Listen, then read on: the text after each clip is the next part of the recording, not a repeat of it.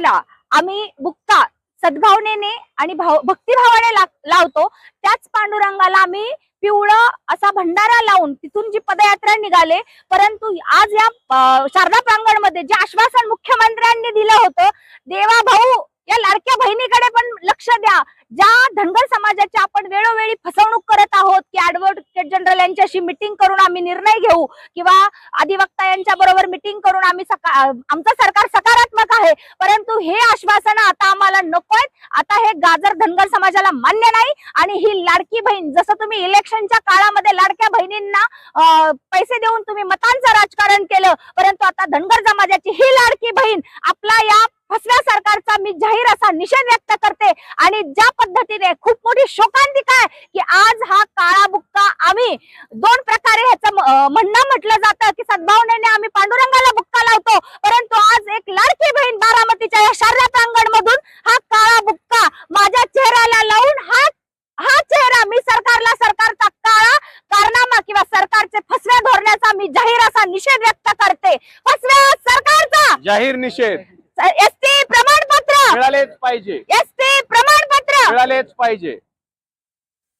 तसं पाहायला गेलं तर मी बारामतीवरून क्रांतीशौर्य सेना अध्यक्ष कल्याणी वाघमोडे माझं मत व्यक्त करत आहे की आमचे एक बांधव प्राणांती उपोषणात नुसार त्या ठिकाणी आझाद मैदान या ठिकाणी सरकारला प्रश्न विचारण्यासाठी उपोषणास बसले आहेत।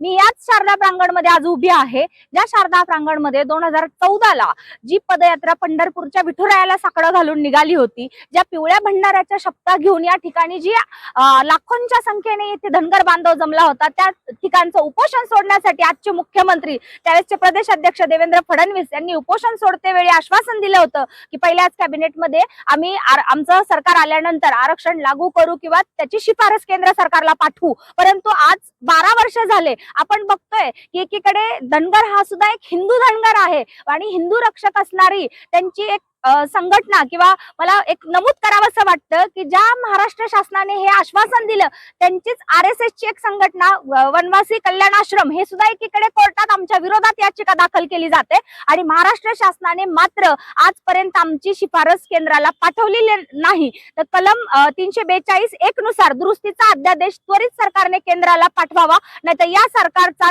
जाहीर असा निषेध आम्ही या ठिकाणी नमूद करू इच्छितो। एकट जय मल्हार। पुण्यश्लोक अहिल्यादेवी होळकरांचा विजय असो। फसव्या सरकारचा जाहीर निषेध। एसटी प्रमाणपत्र मिळालेच पाहिजे, एसटी प्रमाणपत्र मिळालेच पाहिजे।